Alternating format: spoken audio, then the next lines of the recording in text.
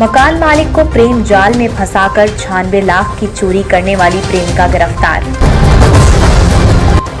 चौक बाजार पुलिस ने 70.50 लाख की नकदी बरामद की।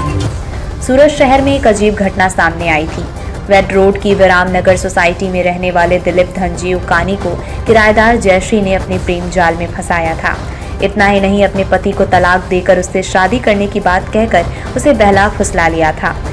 इस बीच दिलीप उकानी ने 23 जनवरी को अपना एक मकान बेचा था, जिसके 96.44 लाख रुपए उसे नकद मिले थे। ये सारे पैसे उसने घर पर ही रखे थे। दूसरी तरफ नोटों की थप्पियां देख जयश्री की आंखें चौड़ी हो गई थी। उसने चोरी की योजना बनाई और 31 जनवरी को प्रेमी दिलीप के मकान से 96.44 लाख रुपए चुराकर भाग गई। सारे पैसे चोरी हो जाने से दिलीप के होश उड़ गए थे। उसने समग्र मामले में चौक बाजार पुलिस थाने में शिकायत दर्ज कराई थी। वहीं इस मामले को गंभीरता से लेकर जांच में जुटी पुलिस को आखिरकार सफलता मिली और आरोपी जयश्री उसके साथ मिला हुआ शुभम मिसाल को महाराष्ट्र के अकोला से गिरफ्तार कर लिया। साथ ही उनके पास से 70.50 लाख रुपए बरामद किए हैं।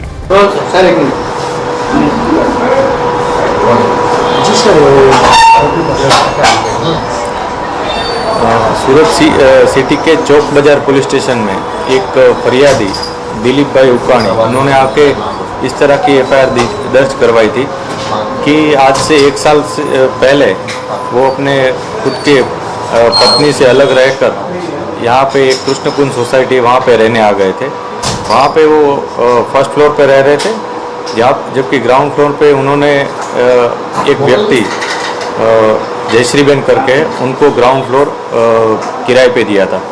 जयश्री बेन और ये किराए पे उनके साथ और शुभम मिसाल करके एक और व्यक्ति रहता था जो जयश्री बेन का प्रेमी था। ये दोनों वहाँ रहते थे। जो शुभम है वो कंटिन्यूस नहीं रहता था, वो 2-3 महीने पे आता जाता था और वो महाराष्ट्र में बेसिकली रहने वाला था। बाद में जयश्री बेन और दिलीप भाई जो मकान मालिक है उनके बीच में कुछ प्रेम संबंध हुए थे और बाद में जयश्री बेन को ये पता चला था कि ये दिलीप भाई ये पूरा जो मकान है वो बेचने वाले हैं और बेचकर उसके जो कुछ पैसे आने वाले हैं। जो पैसे के बात उन्होंने अपने खुद के प्रेमी शुभम को बताई थी और बाद में दोनों ने एक योजना बनाई थी। जिस योजना के तहत जैसे ही उनका दिलीप भाई का मकान मालिक का जो पैसा बिक कर आता है तो दोनों ये पैसा लेकर चोरी करके वहाँ से निकल जाते हैं। इस तरह की एफआईआर उन्होंने दर्ज करवाई थी। इस एफआईआर के अनुसंधान में पुलिस ने इन्वेस्टिगेशन शुरू किया और इन्वेस्टिगेशन के बाद पुलिस को एक इत्तला मिली थी कि ये जो जयश्री बेन है जो एक्यूज्ड है वो अपने पुराने पति और अपने बच्चों को मिलने के लिए यहाँ पे आने वाले हैं। इसके तहत पुलिस ने वॉच रखी थी और बाद में उन्होंने जयश्री बेन को गिरफ्तार कर लिया था और उनके पति को उनके जो प्रेमी है शुभम उसको भी गिरफ्तार किया है। अभी तक पुलिस को टोटल जो 96 लाख रुपीस गए थे चोरी में उसमें से 70 लाख पुलिस को मिले हैं। बाकी की रिकवरी के लिए हम और फर्दर पुलिस कस्टडी के लिए अप्लाई करने वाले हैं और आगे हमको इन्वेस्टिगेशन में पता चलेगा कि इसमें और कौन कौन इन्वॉल्व है और कितनी रिकवरी हमसे हो सकती है। सर करने का कारण क्या है, जो पैसे लेके भागे लेने का कारण? पहले ये जब वहाँ रहने आए थे तब एक प्रेमी की तरह रहते थे शुभम और जयश्री बेन।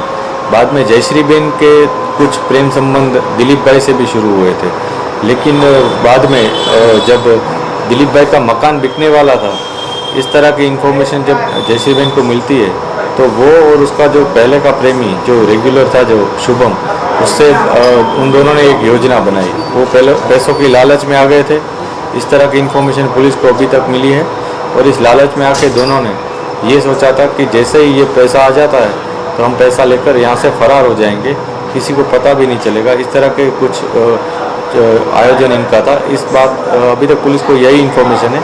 इसमें पुलिस और इन्वेस्टिगेट कर रही है आगे क्या क्या उनका आयोजन था, ये पैसा कहाँ यूज़ करने वाले थे इसका, और इसको टारगेट करने का क्या कारण था, ऐसा पहले भी किसी को टारगेट किया है कि नहीं, ये सभी रीजंस हम फर्दर पुलिस कस्टडी के बाद हमें मिल पाएगा।